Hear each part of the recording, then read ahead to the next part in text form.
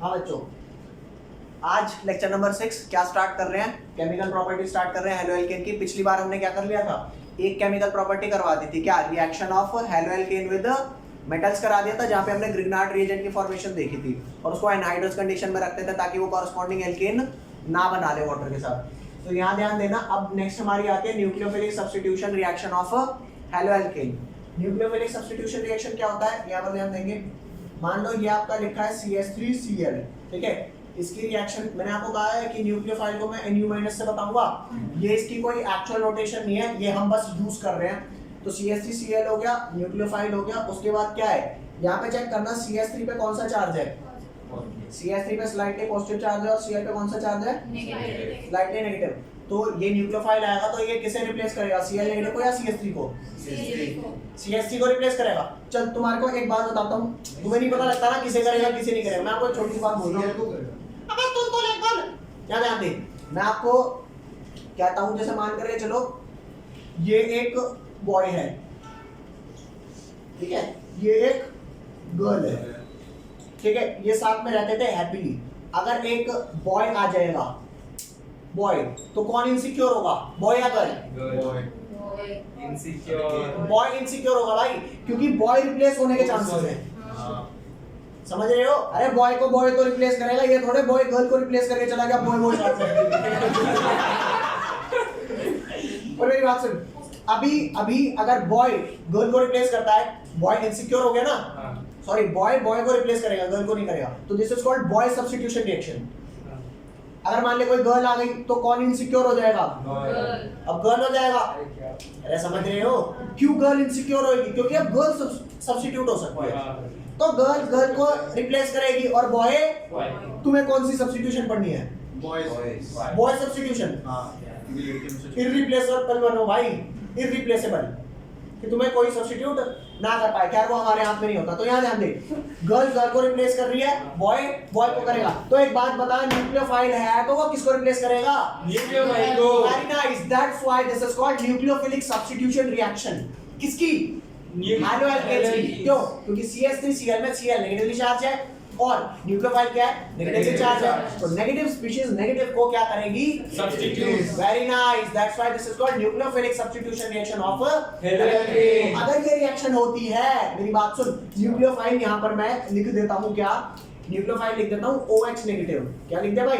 OH negative. तो Cl को replace कर देंगे तो CH3 के साथ क्या चिपक गया?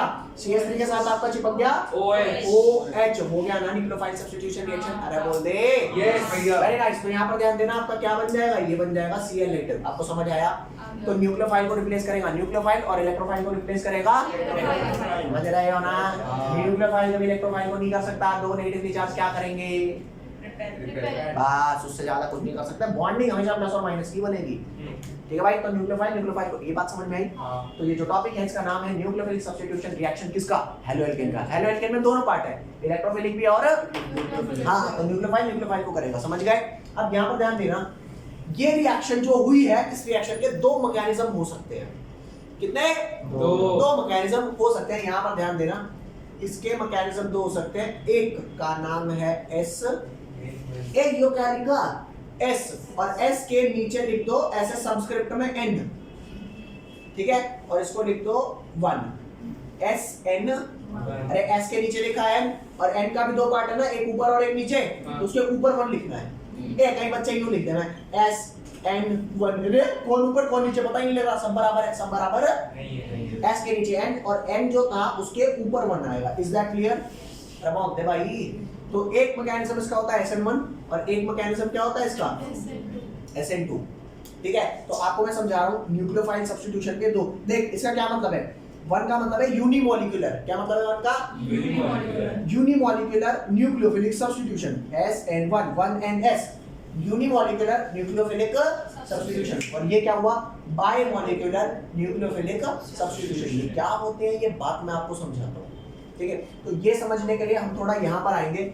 मैं आपको एक रियल लाइफ एग्जांपल देता हूँ, आपको वो जैसे ही समझ में आ जाएगा तो आपको ये वाला टॉपिक समझ में आ जाएगा।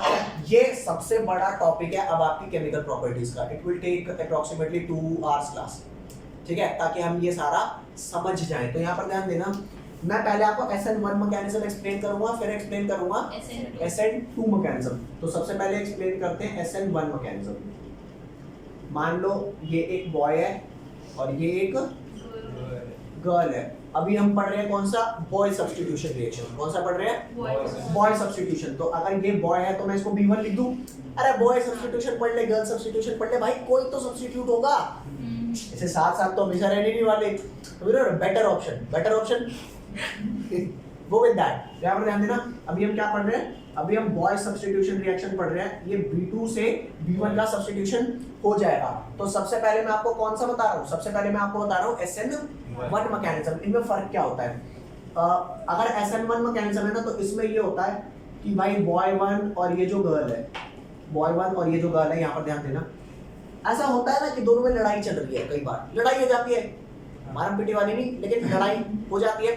तो इसका मतलब ये थोड़े है लड़ाई हो गई, ब्रेकअप, तूने मेरे को छोले भटूरे का चटनी नहीं दी। तो ध्यान देना, तो कई बार लड़ाई होती है, छोटी होती है, ब्रेकअप नहीं होता। कई बार लड़ाई इतनी ज्यादा होती है कि वो कहते हैं भाई अब हम साथ नहीं रह सकते, समझ रहे हो? ब्रेकअप। तो कुल मिलाकर के यहाँ पर ये अलग अलग हो गए। ये बॉय 1 अलग हो गया और ये गर्ल अलग हो गई। इसको बोलूंगा स्टेप नंबर 1। क्या बोलूंगा इसको? क्या इनके टूटने में किसी तीसरी एंटिटी का हाथ है? नहीं, इनमें इन्हीं का हाथ था।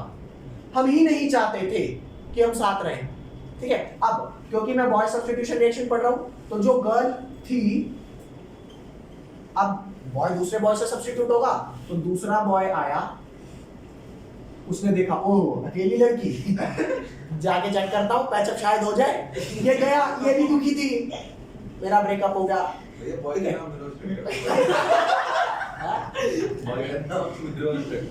इसका इस वाले का, इस वाले का, नीचे वाले एकदम परफेक्ट है। नीचे वाला बॉय 2 एकदम परफेक्ट है। सही है। अरे सुन भाई, चाहे देख, अगर ऊपर वाला है तो भी इसकी गलती नहीं है, नीचे वाला है तो भी इसकी गलती नहीं है। ये तो बस अपना काम कर रहा है। ये भाई मेरी बात सुन, सुन मेरी बात, ज्यादा लंबा नहीं खींचते ना भाई, ये वो एक्चुअल मैकेनिज्म भी समझना, ये तो क्या टाइम वेस्ट है, कुछ भी नहीं है। तो ये बॉय आया इस पे ट्राई मारने के लिए, और अगर इनका पैचअप होता है, मान लो अगर जैसा कि हमने देखा कि हो गया है, तो क्या इस बॉय की कोई गलती है इनको तोड़वाने में? तो ये जो सब्स्टिट्यूशन हुआ, बॉय सब्स्टिट्यूशन रिएक्शन, उसमें इस लड़की की कोई गलती नहीं बता सकता। ये नहीं कह सकता कि तू आया इसके साथ तब मैं छोड़ के गया, ना भैया ना, तू पहले से छोड़ के जा चुका था। समझ गए? तो ये हुआ ऐसा सब्स्टिट्यूशन जिसमें इसका पैचअप होने में या इस सब्स्टिट्यूशन के होने में इसका कोई रोल नहीं है, सिर्फ किस पे डिपेंड कर रहा है? अगर तू टूटा तो मैं आऊंगा, वरना मैं तो जाऊंगा भी नहीं, तुम रहो साथ में। मैं एक क्या बोलते हैं उसे, अच्छा बच्चा हूं। ये एग्जिस्टिंग पेयर को मैं नहीं तोड़ता, ठीक है? तो ये आपका हुआ SN1 mechanism. Why we are saying this is unimolecular? Because यहां पे सब्स्टिट्यूशन होने के लिए सिर्फ इसका रोल है, इसको मैं 1 यूनिट मान लूं फिलहाल। ये जब साथ रहते हैं तब तो ये साथ साथ हम 1 यूनिट रहते हैं, वो तो टूटने के बाद अलग हुए ना। तो इस यूनिट का यहाँ पे सिर्फ वो है कि ये अलग हुए, यही तो रिस्पॉन्सिबल है। लेकिन मान ले अगर SN2 रिएक्शन होती, मान ले अगर यही सब्स्टिट्यूशन SN2 होती, तो क्या होता? तो ये होता, ये रहा बॉय 1, ये रही गर्ल, और ये आया दूसरा बॉय। एक सब्स्टिट्यूशन ऐसी भी हो सकती है कि लड़ाई में हुई, थोड़ी बहुत लड़ाई तो चलती रहती है, आज हो गई, सुबह हो गई, फिर 2 दिन छोड़ के उसके बाद हो गई, ठीक है? ये तो चलता रहता है। तो कुल मिला के, लेकिन यहाँ पे ये ब्रेकअप नहीं कर रहे, ठीक है? बॉय गर्ल ब्रेकअप नहीं कर रहे। लेकिन अगर इस बॉय को पता लगा मेरी बॉन्डिंग किसी और से भी चल रही है तो ब्रेकअप होगा ना? नहीं। मतलब तू रह लेगा ऐसे? भाई अब टूटेगा भाई, इतना बेगैरत आदमी कोई नहीं है। तो मेरी बात सुनना, यहाँ पर जो सब्स्टिट्यूशन हुआ बॉय का, वो सिर्फ इसकी वजह से नहीं हुआ, कहीं ना कहीं तेरे भी तो हरकत दिखाई। भाई तू नहीं आया होता, तू देख रहा है जब दोनों साथ है तो तू क्यों जा रहा है? समझ रहे हो? इसका नाम बेस्ट फ्रेंड होता है। बिल्कुल नहीं, मैं वैसे ही कह रहा हूँ। तो ये गया उससे इंटरेक्ट, और ये काम सामने सामने से तो होते नहीं, जनरली पीछे से ही होते हैं, ठीक है। तो ध्यान देना भाई, अरे पीछे इन सेंस की एक को पता भी नहीं है उसके पीछे से ये सब, तो याद देना भाई। तो ये जो बॉय 2 आया है इस गर्ल से बॉन्डिंग करने के लिए, वो इसी की प्रेजेंस में आया, तो यहाँ पर जो सब्स्टिट्यूशन हो गया उसमें सिर्फ ये जिम्मेदार नहीं है, उसमें ये भी इक्वली जिम्मेदार है। तो यहाँ पर कितने लोगों की रिस्पॉन्सिबिलिटी हो गई? अगर तू ये हरकत नहीं करता तो उनकी तो हल्की फुल्की लड़ाई थी, कोई दिक्कत नहीं, चलता रहता।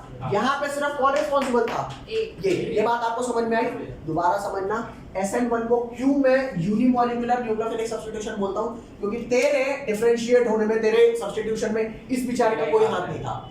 इसे तो पता भी नहीं भाई तेरा पास्ट क्या है, यहाँ पे इसे पता है कि तेरा पास्ट क्या है, क्योंकि ये भी रिस्पॉन्सिबल है। अरे तू नहीं आता, या फिर तू ही अकेला जिम्मेदार नहीं है भाई, तेरे को किसी और से नहीं वो बॉन्डिंग करनी चाहिए थी। समझ रही हो बात को? इंटरटेन ही नहीं करती तो क्या ये सब्स्टिट्यूशन होता? नहीं होता। तो मेरी बात समझना, B2 ने जो B1 को रिप्लेस किया वो कहीं ना कहीं दोनों पे डिपेंड करता था। That's why this is bimolecular substitution and this is called unimolecular. फटाफट इसको लिखो। अब इसके बेसिस पे आपको है B1 नहीं दे रहा, अरे वाह वाह, चल रुक जा, B1 को नीचे कर देता हूँ भाई।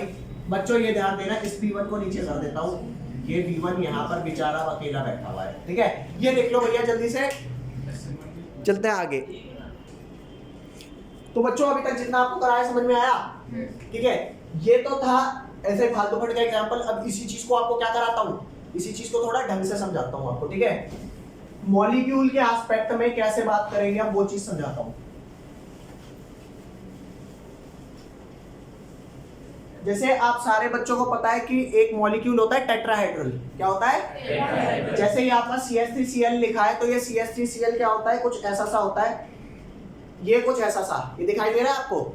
ये देखो, ये आपका CH3Cl मॉलिक्यूल है। चाहे आप इसको इस तरफ से देखो तो भी सेम है, ऐसे देखो तो भी लग रहा है ना ट्राइपॉड जैसा, ऐसे देखो तो भी सेम है। और ये वाला एंगल अगर मैं बात करूं तो ये वाला एंगल 90 नहीं है, 90 डिग्री नहीं है, 90 से थोड़ा बड़ा है। इसको बोलते हैं 109.5 डिग्री। क्या बोलते हैं? 109.5 डिग्री। और इसे बोलते हैं टेट्राहेड्रल स्ट्रक्चर। और इस कार्बन की हाइब्रिडाइजेशन क्या है? क्योंकि यहाँ पे 4 सिंगल बॉन्ड है तो इसे बोलेंगे sp3 हाइब्रिडाइजेशन। तो दुनिया में जब भी sp3 हाइब्रिडाइजेशन कार्बन की होगी तो शेप कैसी आएगी? SCC। दिख रही है ये? और इस शेप को अगर मैं यहाँ पर बनाना चाहूँ कि कैसा बनेगा, तो देखो कुछ ऐसा सा बनेगा। मैंने ये लिया, ये आपका 3D स्ट्रक्चर है। अरे बोल दे, क्या सारे बॉन्ड एंगल सेम है? अरे कहीं से भी चेक कर ले, क्या है? सारे बॉन्ड एंगल आपके 109.5 डिग्री है। देख वहां कैसे दिखेगा, देख लो रे। ओ काका कैसा दिख रहा है? ऐसे देख ले, ये देख, कहीं से भी देख ले, कहीं से भी कैसा दिख रहा है? ऐसा। यहाँ से देख ले, ये देख, यहाँ से भी कैसा दिख रहा है? समझ रहे हो नहीं समझ रहे? बोलते भाई, ठीक है। तो इसको बोलते हैं टेट्राहेड्रल स्ट्रक्चर। यहाँ ध्यान देना, जो यहाँ ऊपर एक बन रहा होगा और जो नीचे बन रहा होगा, वहां तुम्हें लग रहा है तकरीबन 180 डिग्री है। अरे 179, लेकिन वो है नहीं। ये एंगल कितना है? ये 109। वहां देख, वहां कितना लग रहा है, चेक कर देख, 180 के अराउंड लग रहा है, लेकिन वो 180। ये सारे एंगल कितने हैं? ये सारे एंगल बराबर है। समझ गए? तो ये टेट्राहेड्रल आपका कुछ ऐसा सा दिखाई देता है, किसमें? 2 डायमेंशन में, ठीक है। अब अगर मान लो इसमें से एक बॉन्ड टूट गया, कौन सा? मान लो ये वाला बॉन्ड टूट गया, तो तुम्हें क्या लग रहा है? ये ऐसे ही रहेंगे? नहीं, ये आपके प्लेन हो जाएंगे। कैसे? ऐसे प्लेन हो जाएंगे। अरे प्लेन तुमने देखी है पंखुड़ियां पंखे की, तो वो वैसे टाइप के हो जाएंगे। तो यहाँ ध्यान देना भाई, कैसा हो जाएगा? ये आपका स्ट्रक्चर है। तो जैसे ही आपने उस टेट्राहेड्रल में से एक बॉन्ड तोड़ दिया, तो वो कुछ ऐसे टाइप का हो जाएगा। ये दिख रहा है आपको? ये कैसा है? अरे लग रहा है ना पंखे की पंखुड़ियां। क्या लग रहा है? पंखे की पंखुड़ियां। कितना एंगल है ये? 120 का 120 पूरा कितना होता है? 360। और एक एंगल कितना हो गया? 120 120 120। समझ गए? अगर इसमें एक बॉन्ड आकर के चिपक जाएगा तो अगेन ये तीनों पीछे चल जाएंगे और कैसा बन जाएगा? टेट्राहेड्रल। नहीं आई बात समझ? और ये 120 जब मैं ऐसे बनाऊंगा तो सामने कैसे दिखेगा? ऐसा सा। अरे बोलो, ऐसा गोला बना देंगे, मर्सिडीज का सिंबल बन जाएगा। समझ गए?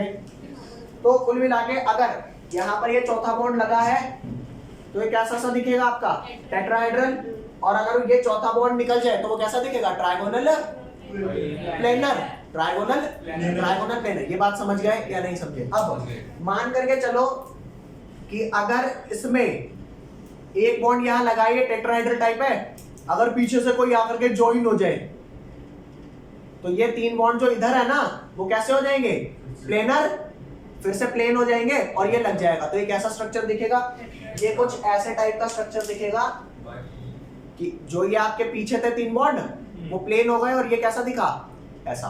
क्या बनाइए, इस ट्राइगोनल बेस पे 2 पिरामिड बने कि नहीं बने, बन गए। तो ये स्ट्रक्चर कैसे शो करेंगे वहां पर, ये वाला, ये कुछ ऐसे शो करेंगे, चेक करके देखो। ये दिख रहा है तुमने कि वहां पर हमने क्या बना दिया, एक यहाँ पे ट्रायंगल टाइप बना दिया, 3 बॉन्ड और 2 ऊपर 2 नीचे। अरे बोलो भाई, इज दैट क्लियर? तो ये 3 स्ट्रक्चर मैं यूज करने वाला हूँ। यहाँ पे सेंटर कार्बन है, इसके कितने बॉन्ड है, 5 बॉन्ड है ना, तो 5 बॉन्ड के लिए हाइब्रिडाइजेशन क्या होगी, sp4। अरे चौथा पी कहां से लाओगे, पी तो 3 ही होते हैं, sp3d। ये बात समझे कि नहीं समझे? तो ये सारी स्ट्रक्चर्स आपको समझ में आए, ये सारे स्ट्रक्चर मैं अब यूज करने वाला हूं, ओके या नॉट ओके? ओके, तो अब ये SN1 वगैरह मैं यूज करने वाला हूं। अब आप इसको बंद कर लो, ये लो, यहाँ दिख रहा था सही से? ठीक है, ये आपका हो गया। अब मैं तुम्हारे को क्या बताता हूँ, छोटी सी बात गाइस, ये रहा आपका CH3Cl। क्या है ये, CH3Cl। अगर ये पहले स्टेप में SN1 में क्या होता था, इनके बीच लड़ाई होती थी, छोड़ के चला जाता था। अरे बोलो, Cl था, छोड़ करके चला गया, तो ये बॉन्ड ऐसे ही थोड़े रहेंगे, ये तो प्लेनर हो जाएंगे। अरे बोलो, पहले हाइब्रिडाइजेशन क्या थी इसकी, sp3, छोड़ के चला गया, हाइब्रिडाइजेशन क्या हो गई, पहले क्या था, टेट्राहेड्रल, अब क्या हो गया, ट्राइगोनल प्लेनर। अरे ऐसे प्लेन में आ जाएंगे, कहां से प्लेन कर दूं, वो दूसरा मॉलिक्यूल रखा है, समझ गए, प्लेन हो गया। अब जो नया OH नेगेटिव आएगा, जब ये आपका प्लेन था, प्लेन आपको दिखा देता हूं। मैंने कहा कि जब ये एक बॉन्ड ऐसे छोड़ करके गया, तो अब ये पीछे थोड़े रहेंगे, ये कैसे कन्वर्ट हो जाएंगे, गिर जा पहले तू, ऐसे कन्वर्ट हो जाएंगे। अब अगर ऐसा हुआ कि OH नेगेटिव इधर से आया जुड़ने, तो ये बॉन्ड कहां चले जाएंगे, तीनों पीछे। और अगर वो OH सामने से ना आकर के पीछे से आया, तो ये कहां चले जाएंगे, उल्टे। अरे समझ रहे हो, जल्दबाजी हो रही है, दोबारा सुनो। मैंने कहा ये जो प्लेनर मॉलिक्यूल आपका बन गया Cl के जाने के बाद, तो अगर OH नेगेटिव उधर से ही आया जिधर से Cl छोड़ करके गया था, तो ये तीनों बॉन्ड कहां खिसक जाएंगे, इधर की साइड। अरे वैसी सेम कॉन्फ़िगरेशन बन गई जैसी CH3Cl की थी। और अगर यहां से ना आकर इधर से आ गया, तो ये बॉन्ड किधर चले जाएंगे, अरे बोलो भाई। तो जब सेम साइड से आया, इसको बोलेंगे रिटेंशन ऑफ कॉन्फ़िगरेशन, और जब पीछे से आया तो ऐसा लग रहा है ना उल्टा हो गया, तो उसे बोलेंगे इन्वर्जन। आपको समझ में नहीं आई, मैं दोबारा बता रहा हूं, यहां सामने ध्यान दो। एक बार में जब Cl डायरेक्ट सामने से आएगा, OH नेगेटिव जब सामने से आएगा, तो जो वो प्लेनर थे वो बॉन्ड तीनों पीछे चले जाएंगे, तो ऐसा अगेन बन जाएगा।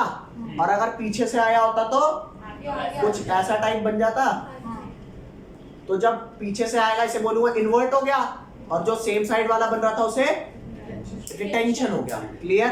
अब यही वाली बात मैं क्या कर रहा हूँ, सामने आपको लिखित रूप में दिखा रहा हूँ। SN1 की मैकेनिज्म है वो, ठीक है भाई? तो SN1 की मैकेनिज्म देखेगा, यहाँ ध्यान देना। SN1 का मैकेनिज्म ये था, ये आपका था CHH, और यहाँ क्या लगा है, Cl लगा है। फिलहाल यहाँ पे कार्बन की हाइब्रिडाइजेशन क्या है, sp3, और शेप क्या है, टेट्राहेड्रल। ओके गाइस, इसका ये वाला बॉन्ड जब ऐसे टूटा, हेटेरोलिटिक क्लीवेज हुई यहाँ पर, Cl पे नेगेटिव, CH3 पे पॉजिटिव, तो ये CH3 के पीछे रहेंगे या प्लेनर बन जाएंगे, ये प्लेनर ऐसे बन जाएंगे। तो ये प्लेनर बने, इस कार्बन पे कौन सा चार्ज आया गाइस, पॉजिटिव चार्ज, और Cl नेगेटिव अलग हो गया। ये आपका था स्टेप नंबर 1। दोनों में लड़ाई हुई, अलग हो गए, ये टेट्राहेड्रल से ट्राइगोनल प्लेनर। यहाँ पे कार्बन की हाइब्रिडाइजेशन क्या है, sp2, शेप क्या है, ट्राइगोनल, अरे बोल दे भाई, ट्राइगोनल प्लेनर। अब स्टेप 2 क्या आता है, स्टेप 2 ये जो आपका CH3 ऐसा पॉजिटिव चार्ज बना है कार्बोकेटाइन, हो सकता है कि इनकमिंग जो न्यूक्लियोफाइल है वो फ्रंट साइड से आके अटैच कर दे। ये फ्रंट साइड कौन सी हो गई, जिधर से Cl छोड़ के गया था। अगर सेम साइड से आके अटैक करता तो एग्जैक्टली सेम कॉन्फ़िगरेशन बनती। लेकिन एक और क्या हो सकता है कि वो कहां से अटैक कर दे, पीछे से। ये इधर से ना आकर के कहां से कर दे, ये नेगेटिवली चार्ज पीछे से कर दे। तो जब ये फ्रंट से आएगा तो ये तीनों CH पीछे आ जाएंगे, और अगर ये पीछे से आया तो तीनों CH। तो समझ गए बात या नहीं समझे? तो अगर ये वाला आपका होता है फ्रंट वाला अटैक, तो ये कुछ ऐसा बन जाएगा C, ये 3H पीछे चलेगा, यहाँ लग गया आपका OH। Is that clear? अरे भोको, ये हो गया आपका रिटेंशन ऑफ कॉन्फ़िगरेशन। क्या बोलेंगे इसको? Retention of configuration. और अगर यहाँ पे रिटेंशन ना होके मान लो ये वाला पीछे आया, तो ये क्या हो जाएगा कि C के साथ OH इधर चला गया, और जब OH अब इधर से आया तो तीनों H कहाँ चले जाएंगे? अरे बोलो, ये आपका हो गया, ये इसको बोला इन्वर्जन ऑफ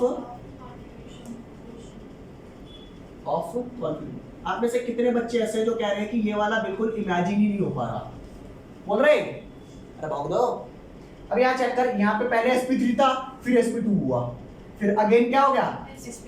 हाँ, अगेन यहाँ पे कार्बन की हाइब्रिडाइजेशन sp3 और शेप हो गई टेट्राहेड्रल। मैं फिलहाल टेट्राहेड्रल को TDAL लिख दूं।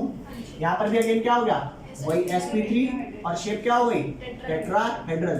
तो चेक करके देख, यहाँ पे भाई सिंपल सी बात है, ये CH3 आपका प्लेनर था, जितने चांसेस सामने से आने के उतने ही पीछे से हैं।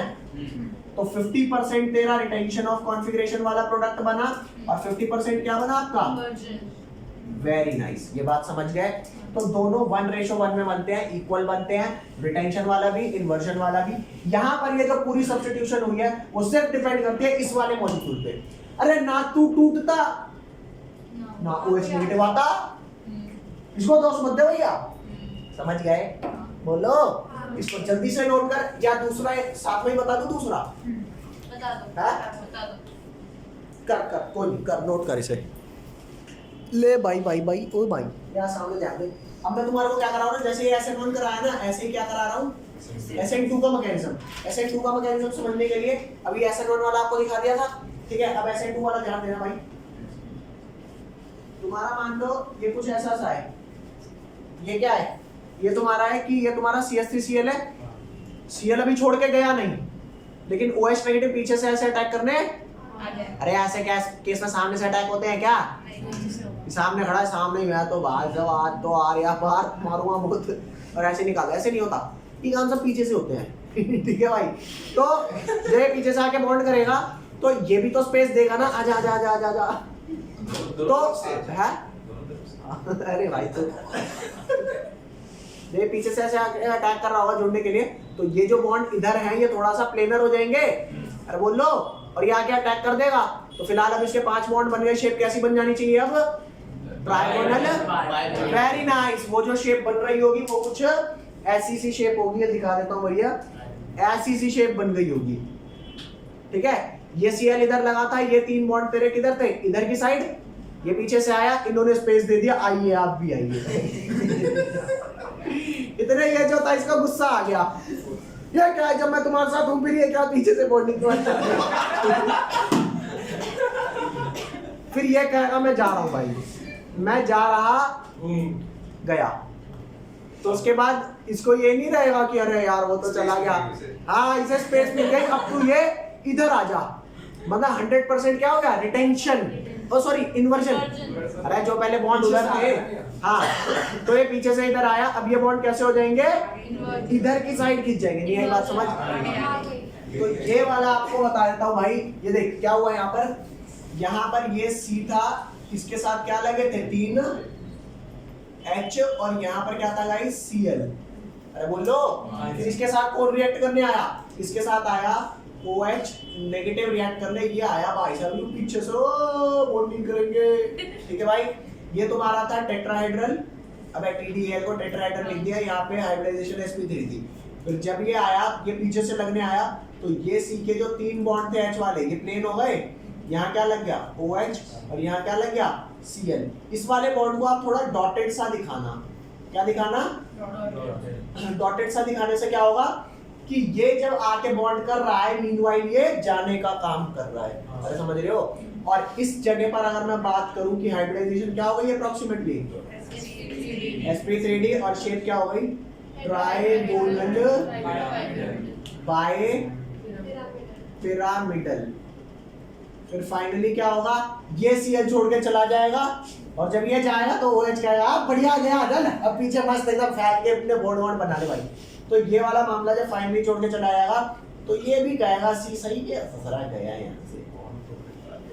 अरे भाई ये आप अब चेक करके देख जैसी कॉन्फ़िगरेशन तेरी पहले थी इन्वर्ट टाइप हो गई तो दिस इज कॉल्ड 100%। अरे क्या हुआ यहाँ पे 100% इन्वर्जन ऑफ वेरी नाइस। वहां पे 50-50 था यहाँ पे वेरी नाइस। अब इस चीज को थोड़ा सा रिलेट कर लेते हैं SN1 SN2 के टाइप से।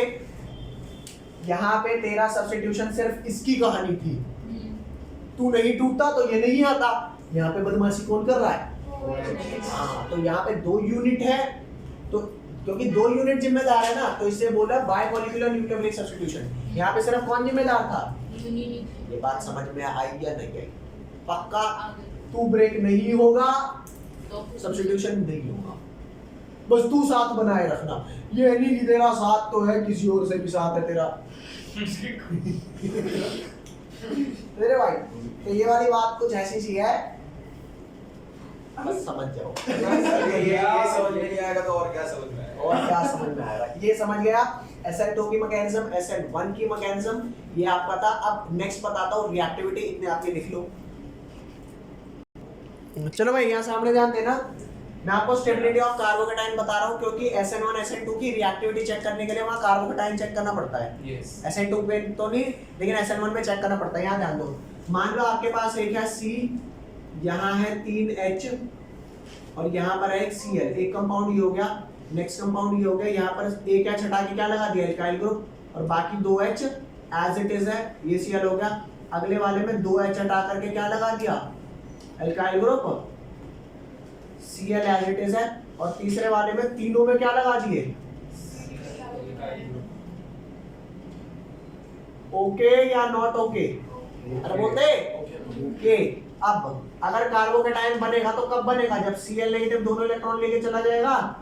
अरे बोल दो जरूरी थोड़े है Cl ही हो, कोई अदर ग्रुप हो सकता है, बस ज्यादा इलेक्ट्रोनेगेटिव होना चाहिए कार्बोकेटाइन से। तो जब ये चला जाएगा चेक करके देख, यहाँ पे कार्बन sp3 हाइब्रिडाइज था और कौन सा वो था उसका टेट्राहेड्रल स्ट्रक्चर। यहाँ भी सेम कहानी, यहाँ भी सेम कहानी, यहाँ भी सेम कहानी। तो जब ये छोड़ करके गया तो Cl नेगेटिव अलग चला गया और ये क्या बन गया आपका ट्राइगोनल प्लेनर। ये बात मानते हो नहीं मानते? कार्बन पे कौन सा चार्ज आ गया पॉजिटिव। तो ये हो गया। नेक्स्ट ये वाला कैसा हो जाएगा C, यहाँ आ जाएगा आपका CH3, यहाँ H और यहाँ पर H। ये आपका क्या बन गया? यहाँ भी पॉजिटिव चार्ज बन गया। कोई लोचा यहाँ तक? यहाँ भी Cl नेगेटिव हो गया। अगला चेक कर, यहाँ भी CH3, यहाँ H और यहाँ लास्ट वाला चेक कर भैया, C पे इधर CH3, ये भी पॉजिटिव। अब चेक करना जो तुम्हारे सारे sp3 टेट्राहेड्रल थे अब वो क्या हो चुके हैं sp2 क्या हो जाएगा ट्राइगोनल।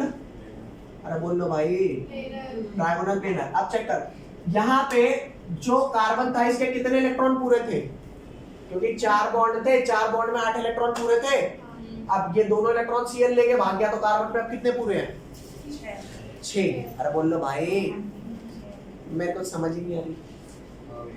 सुन दोबारा सुन, कार्बन के पास 4 बॉन्ड थे, 4 बॉन्ड में 8 इलेक्ट्रॉन। एक बॉन्ड वो भी इलेक्ट्रॉन लेके भाग गया, लेके नहीं भागा, लेके भाग गया। कितने रह गए? 3 बॉन्ड मतलब 6 इलेक्ट्रॉन। तो इस कार्बन का जो ऑक्टेट यहाँ कंप्लीट था वहां क्या हो गया?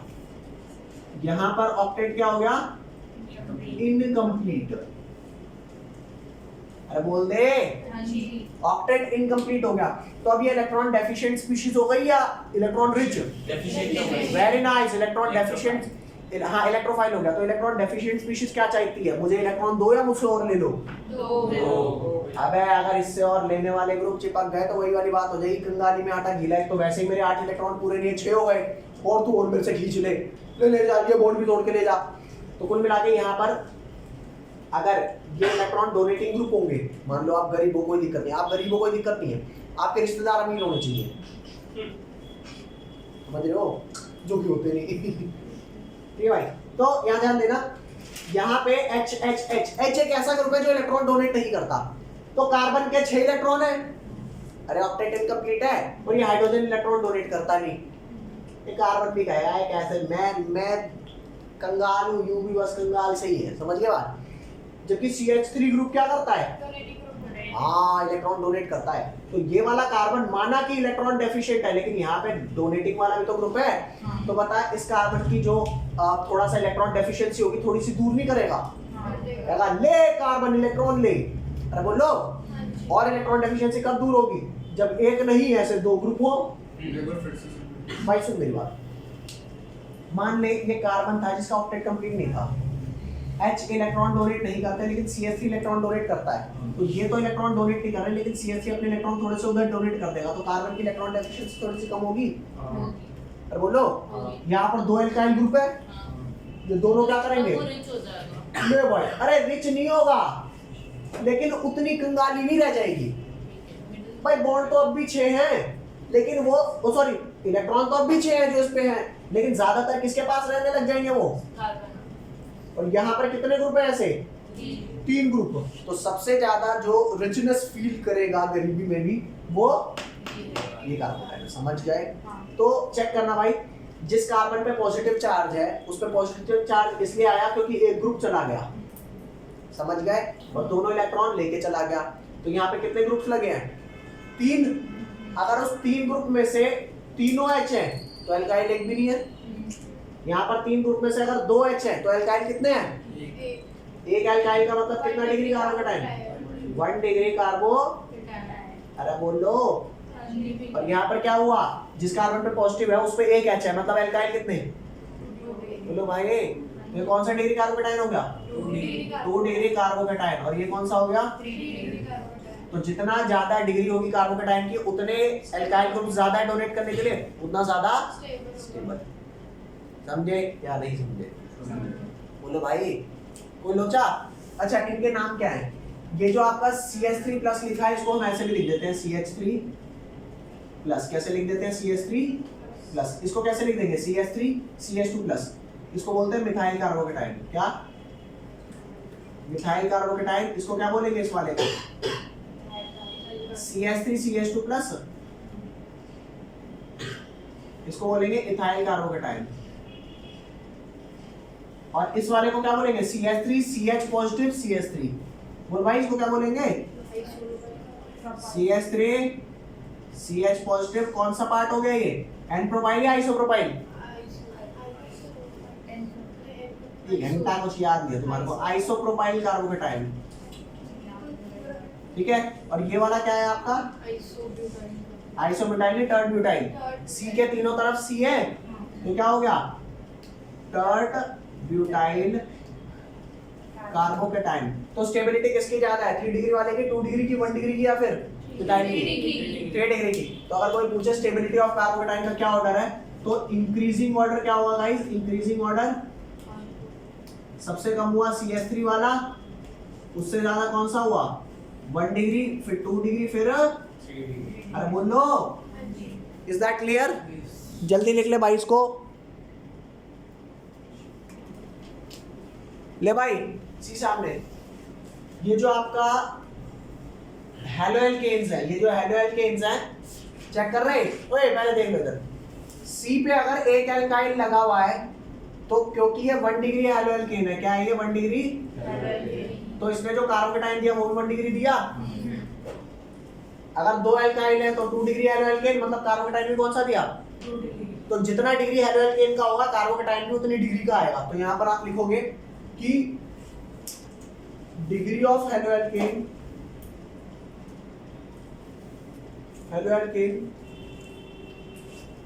will be same as that of its carbocation, its carbocation। तो यहां ध्यान देना, SN1 की रिएक्टिविटी कहां ज्यादा होगी, ओए खुद सोच के देखो, आप न्यूक्लियोफिलिक सब्स्टिट्यूशन रिएक्शन करा रहे हो, जितनी जल्दी Cl छोड़ के भागेगा उतनी जल्दी अकेला होगा और उतनी जल्दी OH नेगेटिव मान कर चल कि CH3Cl का Cl छोड़ के जा ही नहीं रहा, तो क्या OH नेगेटिव आएगा? यहाँ पे SN2 जैसी बदतमीजी नहीं है कि तू जा चाहे मत जा, मैं तो आके वो नहीं करूंगा, ऐसी तो नहीं है ना। तो जब तक ये Cl छोड़ के जाएगा नहीं, कार्बोकेटाइन बनाएगा नहीं, तब तक क्या रिएक्शन होगी? और मान करके चल Cl इससे कभी बॉन्ड ही ना तोड़े तो कार्बोकेटाइन बनेगा नहीं, और कार्बोकेटाइन बनेगा नहीं तो रिएक्शन नहीं होगी।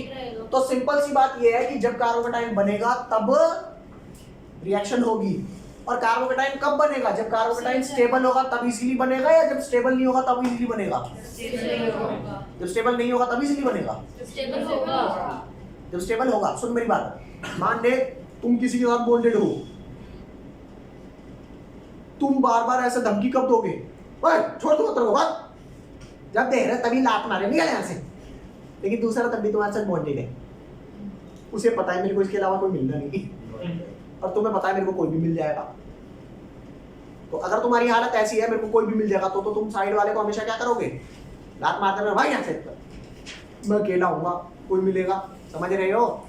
तो टूटने के बाद तुम कितना स्टेबल हो उस बात पर ही डिपेंड करेगा कि तुम जल्दी अलग होगे या नहीं। अरे नहीं आई बात समझ? मान ले टूटने के बाद तुम अकेले हो गए, अब तुम स्टेबल ही नहीं हो, तो तुम टूटोगे कभी? समझ रहे हो? यहाँ ध्यान देना, डिग्री ऑफ हैलोएल्केन सेम होती है as that of its carbocation. तो रिएक्टिविटी ऑफ हैलोएल्केन, ये एक पॉइंट था, ये दूसरा पॉइंट है। Reactivity of haloalkane towards SN1 reaction will depend on stability of किसकी स्टेबिलिटी ऑफ कार्बोकेटाइन। ठीक है भैया? रिएक्टिविटी किसके डायरेक्टली प्रोपोर्शनल होगी? रिएक्टिविटी डायरेक्टली प्रोपोर्शनल है किसके? Stability of carbocation. तो कौन ज्यादा रिएक्टिव होगा? 1 डिग्री वाला 3 डिग्री वाला? Very nice. तो 1 डिग्री से ज्यादा रिएक्टिव है 2 डिग्री, 2 डिग्री से भी ज्यादा रिएक्टिव कौन है? 3 डिग्री। अरे समझ रहे हो? क्या हैलोएल्केन्स, रिएक्टिविटी ऑफ हैलोएल्केन कब ज्यादा है? जब टूटने के बाद कार्बोकेटाइन इजीली बनेगा। समझ रहे हो नहीं समझ रहे? बस बॉन्ड तोड़ने की जरूरत है, आगे तो कोई ना कोई मिल ही जाएगा। और बॉन्ड तोड़ेगा कौन? जिसे पता है कि मेरे साथ कोई चाहे आए चाहे ना आए, मैं स्टेबल हूँ। अरे समझ रहे हो? अब तुम कभी बॉन्ड ही ना तोड़ो तो तुम्हारा किसी और से बॉन्ड बन पाएगा अकॉर्डिंग टू दिस रिएक्शन। समझ रहे हो? इसलिए बॉन्ड तोड़ो, तब तुम्हारे को दूसरा चांस मिलेगा। ठीक है भाई? चलो भैया आज इतना ही कर रहे हैं। इन द नेक्स्ट क्लास में आपको इसके आगे रिएक्टिविटी बताऊंगा SN2 की, उसके बाद इसके और स्टीरियोकेमिकल एस्पेक्ट देखेंगे अगली क्लास। बहुत ज्यादा आज का कुछ समझ में आया आपको? हाँ जी। ठीक है।